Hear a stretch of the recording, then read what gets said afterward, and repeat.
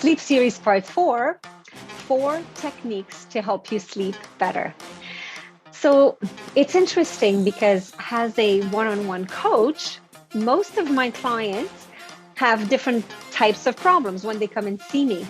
And the very first question that I ask them, regardless of what they're bringing to me, whether they want me to help them with their confidence, with their business, or communicating with their teenage daughter, whatever it is, the first question that I always ask is, how do you sleep?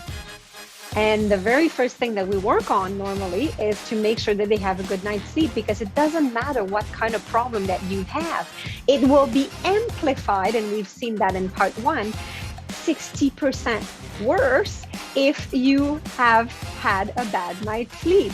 So our emotions are very alert, and the amygdala is overproducing when we are sleep deprived. And a lot of my clients, after one session with me, they hug me. Well, they hug the computer because we're online and virtual, and they love me, and they go, "Oh my gosh, you have changed my life. Like, you're so amazing." Well, no, I just helped you sleep better, because when we sleep better, everything is more amazing. Like, of course, I help them as well, and changing mindset is everything. But sometimes just changing the sleep is already amazing. So the first technique that I have for you is change your limiting beliefs about sleep. What do you tell yourself? Oh, I'm an early bird, or I'm a night owl, right? So the I am at identity level, that thing that you believe is true about yourself, is it really? So what if you have a meeting very early and you have to get up at 5 a.m. or at 6 a.m.? Are you going to be like, well, I can't do it because I'm a night owl? Or if you have to stay up late, you're going to be like, I can't do that because I'm an early bird. You can be whatever you want to be, whatever works for you. Just time your sleep cycles. We've learned that in the previous parts. Make sure you get enough sleep, and then just add a few power naps here and there to make sure you have enough sleep. And we'll see that in part 7. So change that limiting belief that you may have about sleep. How do we do that? How do we change? Remember, you all have your personal assistant listening to everything that you say or think. So use that 2-step technique that I've been teaching you for a while. So let's do a quick recap, and you can watch previous blogs about this. I used to be a bad sleeper. It used to take a lot of time for me to sleep. I used to wake up many times at night. I used to wake up groggy and feeling bad. And now I'm willing to learn how it feels to wake up rejuvenated. I'm in the process of becoming a faster person that can fall asleep faster. Or I'm in the process of sleeping through the night.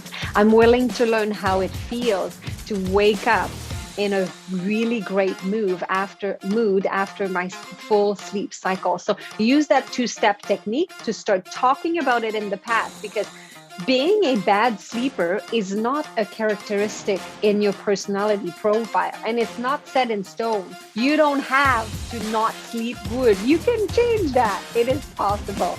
All right. So make sure that you use that 2-step technique. And the next thing that you can use is find out what is the intention behind the behavior. When did it all start? And for a lot of people, when they have kids, all of a sudden they become light sleepers, because they feel like they cannot enter the deep sleep phase, because if they do, it will be hard to wake them up, and they have a little one that may need their help. So a lot of parents, when they are at the early stage of having children, they become a light sleeper because their job, their role, their love is to be there and be alert for their children.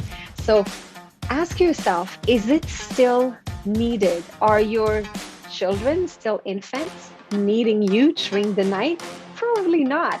So you can revert back to having a deep sleep. So try to figure out what's the intention behind the behavior. And for my husband, it was the case. He had a combination of the first thing that I talked about is limiting belief. He kept saying, I am a light sleeper. I am a light sleeper. So one, starting to use the two-step technique to say, wait a minute, I used to be a light sleeper. Now I'm willing to learn how to be a good sleeper and to go through the deep phase and then to wake up rejuvenated. And the second thing is to figure out why is it? And it really happened to them because when his kids were young,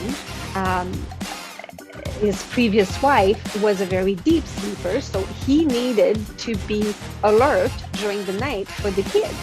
So he became a light sleeper and it stayed that way. And now he's married with me and I'm a very deep sleeper because I go through my full phases. So he feels like it's his job to stay alert because his intention behind the behavior is he needs to be there to protect me. So tell your personal assistant, hey, you know what? I want to be alert for things that might happen. So tell your unconscious mind, if something needs my attention during the night, wake me up. Make sure that you wake me up. If the noise that is happening around me is irrelevant and I don't need to attend it, let me sleep. And you're going to be there for me to alert me if something happens. So if your house goes on fire, you'll wake up because you've told your personal assistant to only wake you up for things that actually need your attention. And then the last trick that I can tell you is start writing a statement for that personal assistant and tell your personal assistant what you want, not what you don't want. So write down a statement and say something like, my name is, and I am willing to learn how it feels to be a good sleeper. So talk about how you want to fall asleep.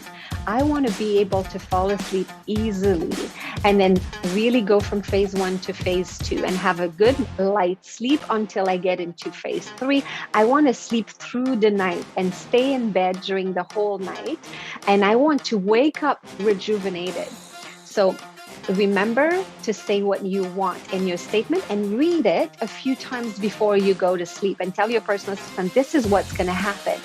And give your personal assistant a job and say, hey, bud, while I sleep, why don't you go and do that? And we'll see that in our next